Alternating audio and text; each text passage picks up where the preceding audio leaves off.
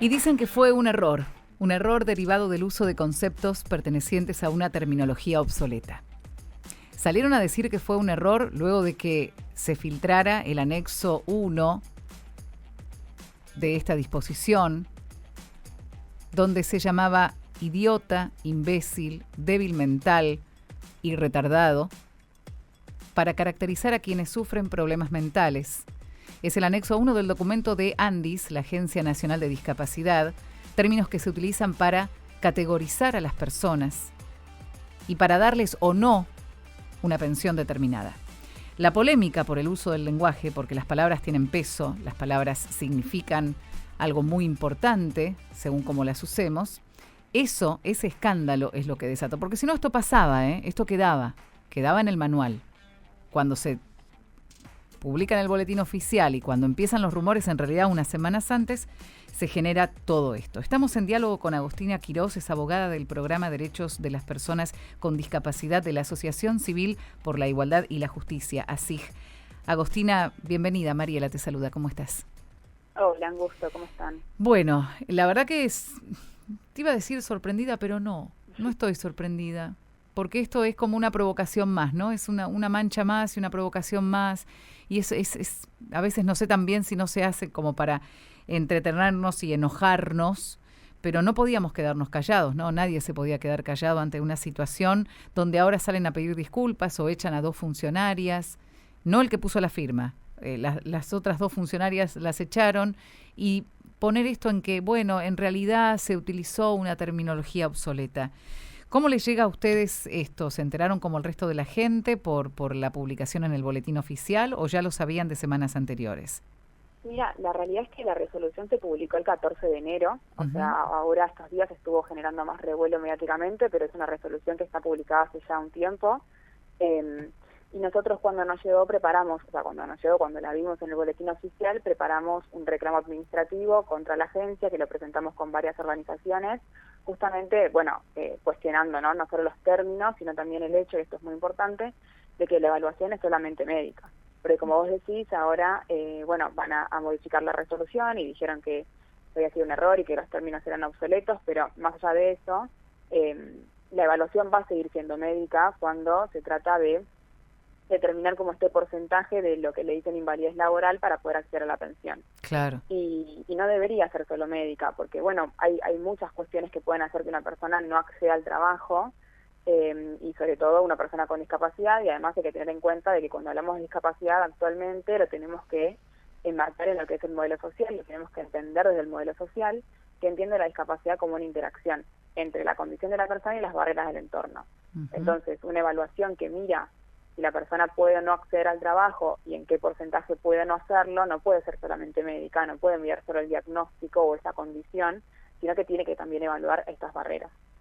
Claro, hablemos de la terminología utilizada, ¿no? En algún momento la psiquiatría la usó, no es que se vino de la nada, ¿no?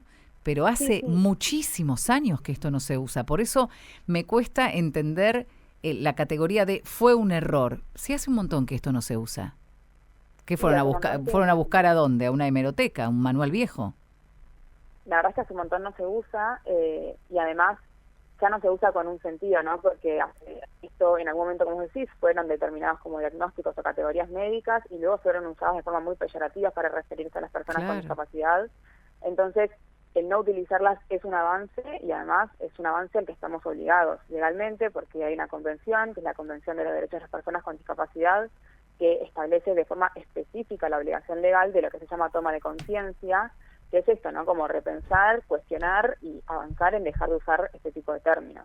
Y también, como decías hace un rato, el lenguaje no es inocuo, el lenguaje construye identidad, y además construye sentido, y lo hace también como no solo para las personas con discapacidad, que esto fue la verdad muy muy horrible de ver, sino también para la sociedad que después utiliza esta terminología y así retrocedemos. Claro, lo van normalizando, ¿no? Llamar así a una persona. ¿Cuál es el principal motivo por el cual una persona con discapacidad acude a ustedes? Vos hablabas recién del tema de las barreras del entorno, ¿no? Vivimos hablando de que hay que hacer más accesible los entornos, los espacios. Sin embargo, no vemos muchas personas con discapacidad y diferentes tipos de discapacidad, no solo motriz, sino también de otras características que se pueden integrar al mundo del trabajo. Bueno, nosotros desde ASIG tenemos diferentes agendas de trabajo en el equipo de derechos de las personas con discapacidad, así que un poco los motivos por los que acuden están relacionados con esas agendas, pero bueno, actualmente con todo lo que está pasando desde la modificación del decreto, por eso también es importante decirlo, esta resolución aparece o tiene razón de ser porque el año pasado se modificaron los requisitos para acceder a las pensiones y se establece este requisito del 66% de invalidez laboral que se había eliminado en el año 2023 y se vuelve a instalar.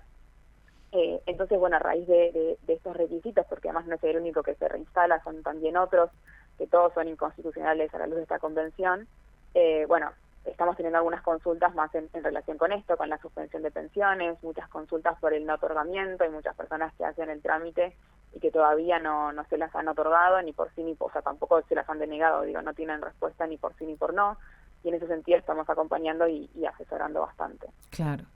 ¿Qué es lo que marca que una persona no esté capacitada para el trabajo y amerite una pensión? Ya que lo ponen tan en cuestión, entonces. Estamos hablando de personas con qué condiciones, que están impedidas absolutamente de trabajar y que necesitan, que tienen ese más del 66% de incapacidad, entonces no pueden ejercer un trabajo, de hecho no pueden mantenerse a sí mismos y necesitan la pensión y seguramente el cuidado de alguna otra persona.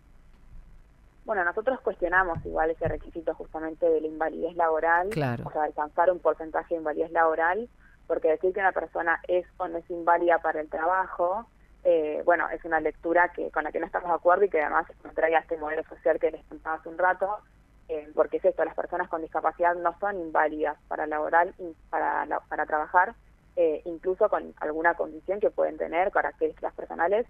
Lo importante es que es esto, es eliminar las barreras del entorno, es brindar los apoyos que sean necesarios, es realizar los ajustes que sean necesarios para que esa persona pueda incluirse y participar en igualdad de condiciones en la sociedad y de forma más concreta en un ámbito laboral. Claro, entonces, porque lo que me parece que lleva toda esta medida es a quitar los cupos, ¿no? A quitar la posibilidad de que una persona se inserte laboralmente.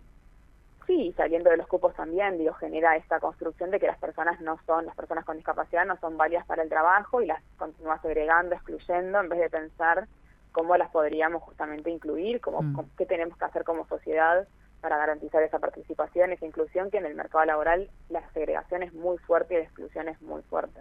Y hablemos que es una persona que está condenada a un margen de pobreza, porque si no podés trabajar, no te permiten trabajar y no te incluyen, o sea, ¿cómo haces para seguir tu vida? Sí, totalmente. Y por eso es que nosotros decimos esto, que incluso si utilizásemos el parámetro del decreto actual que pone el porcentaje de invalidez laboral, bueno, no puede ser solamente una condición médica lo que se evalúe, porque muchas veces es esto, quizás en términos médicos el porcentaje no alcanza, que igual también es cuestionable ver cómo se formula o se analiza ese porcentaje, pero bueno, de todas formas podría ser que médicamente no se alcance el porcentaje, pero sí la persona podría alcanzarlo si no estuviese mirando estas barreras que te mencionaba recién. Ni hablar de cosas buenas, de accesibilidad física, comunicacional, hay un montón de tipos de barreras y que suelen estar todas muy presentes. Claro. Bueno, ahora dicen que la resolución 187 y el anexo 1 van a ser modificados. Siento que van a cambiar las palabras que ofendieron, pero me parece que el fondo de la cuestión no va a cambiar. Es lo que me estás diciendo vos. Van a seguir aplicando este criterio meramente médico. Es que lo dicen en su comunicado, refuerzan que la evaluación va a seguir siendo médica, porque bueno, lo entienden así, y también es importante contar que bueno, este modelo social que yo tanto les menciono surge en contraposición o buscando avanzar de un modelo anterior que es el modelo médico, justamente. Es un modelo que sigue muy presente en nuestras sociedades, que es esta mirada netamente médica de la discapacidad, poniendo el foco en el individuo, y acá lo digo entre comillas, en sus defectos o en sus deficiencias, y eso es lo que está queriendo hacer la resolución actual y lo que parece que va a hacer aún si la modifican. Ustedes van a presentar, más allá de esta presentación que hicieron, van a seguir con esta acción. ¿Se puede hacer algo más con esto? Porque desde ese lado dicen, bueno, nosotros vamos a modificar esto, pero van a seguir haciendo lo mismo. Entonces, ¿cómo hacemos para que no se siga evaluando bajo este criterio? Bueno, nosotros siempre estamos pensando qué acciones podemos hacer, el contexto también es muy cambiante, entonces, bueno, vamos como pensando diferentes estrategias. Actualmente estamos, sí, muy disponibles para acompañar los diferentes casos que puedan suceder, como les decía, tanto de suspensión de pensiones como de no otorgamiento, también a veces asesoramos, escuchamos, así que eso es algo que continuamos haciendo. Y después sí, o sea, pensar que primero hay que ver cómo se modifica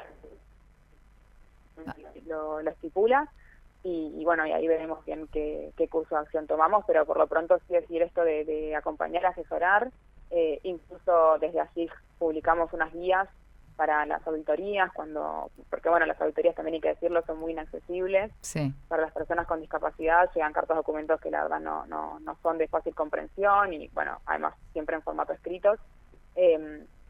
Sí que publicamos unas guías que se pueden consultar para también saber qué hacer en caso de no poder asistir y para poder facilitar un poco la comprensión de ese proceso. Es muy grande la labor que hacen ustedes desde ASIG, así que bueno, asig.org.ar es la página para que, bueno, quienes necesiten algún tipo de asesoramiento se puedan comunicar con ustedes. Agostina, muchísimas gracias. Muchas gracias. Era Agostina Quirós, abogada, ella es del programa Derechos de las Personas con Discapacidad de ASIG, esta Asociación Civil por la Igualdad y la Justicia, que bueno, como dicen acá, ¿no? En su portada trabajan por una sociedad justa e inclusiva, capaz de revertir la pobreza y la discriminación contra grupos vulnerabilizados, que garantice a todas las personas el acceso pleno a sus derechos, a ser tratadas como iguales, a contar con instituciones.